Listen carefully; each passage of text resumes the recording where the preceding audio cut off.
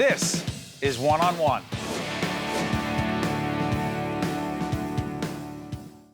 We are pleased to welcome Father Robert Sandoz, who is the president of Christ the King Prep School. How you doing, Father? Well, thank you. For those who do not know what Christ the King is, describe it. Christ the King Prep is an innovative school, high school in Newark, that's part of a network of 32 schools across the United States called the Cristo Rey Network. And what we are doing is trying to transform urban America one student at a time. How many students do you have? 270. Who are they? They're students who come from general greater Newark area. They're students who have some need, but they have the desire to make more of themselves. And the innovative feature of our school is that our students only come to school 4 days a week, and they work 1 day a week in business and corporate settings.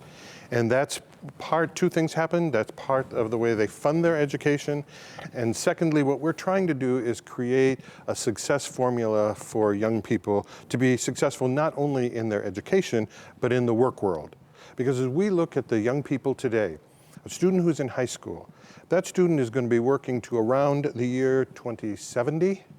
And in the course of that work life is going to have 7 careers, not jobs, careers. And we already know that the careers from which they will eventually retire don't even exist. Father, you and I, we talked about this right before we got on the air. Some of us who had the pleasure, the experience of going to an urban Catholic high school. Right. Mine doesn't even exist anymore, as you well know. Right. Essex Catholic High School.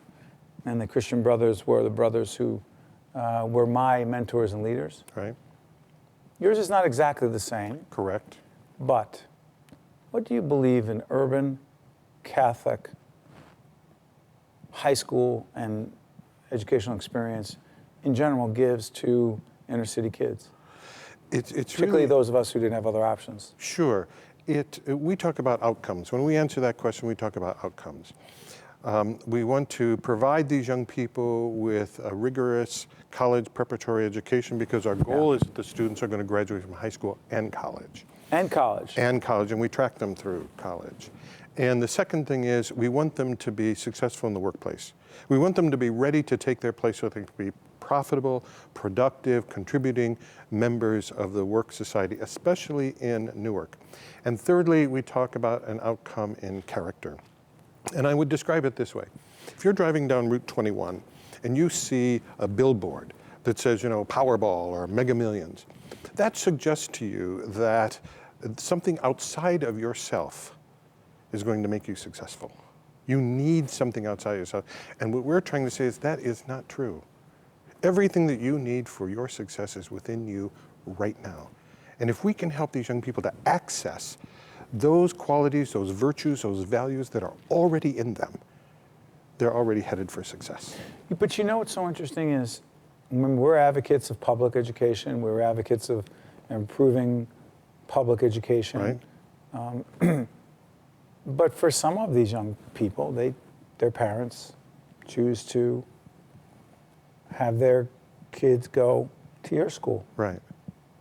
Is it that in certain cases, a school like yours is more appropriate?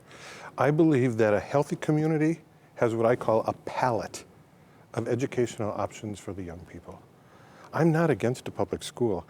We can't be. Society will fail. I really want a successful public system, charter system, private system, religious faith-based system. You have those kind of systems going, that's a successful community. Because as you say, I say to students all the time when they're applying to the school, schools are like clothes. Some fit and some don't.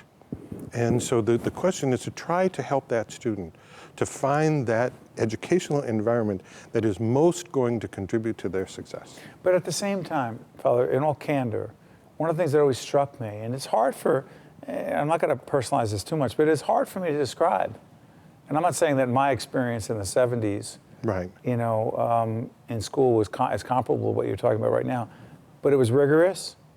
There was intense discipline. right, And for my counterparts who went to public school, it was very hard to describe to them and for them what we experienced.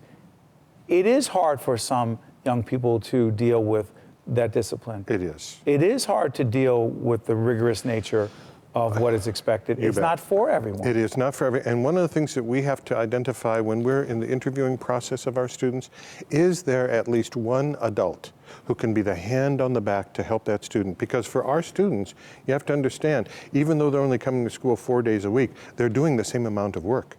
And a lot of that responsibility is upon them. So you're taking a 14-year-old young person and presenting them with some pretty significant responsibilities. They cannot do that alone. When did you know that you wanted to go into a religious life? I was very young. I was in elementary school, and I had this feeling. In Nebraska? In Nebraska. Well, what else are you going to do? But no, I had a feeling. I went to a parochial school, a parish school, and while I was there, I had great associations with the priests of my parish, and it was a wonderful experience. And that inkling was there from a young age. Were you put here to do this work today with these young men? I came to New Jersey as a parish priest in the Diocese of Paterson and was there for 9 years, and then was assigned to the Archdiocese of Newark in a parish in Lower Bergen County in East Rutherford, and then was asked. I mean, bigger picture, do you think you were put here? I was sent here by, I'm Job. That's what I meant. God picked me up and sent me right there. All right, before I let you go, greatest lesson you learned about leadership in your religious life is? That you need to listen and listen carefully. To? And you, the people around you. Thank you, Father, for everything you're doing. Keep doing what you're doing. Thank you.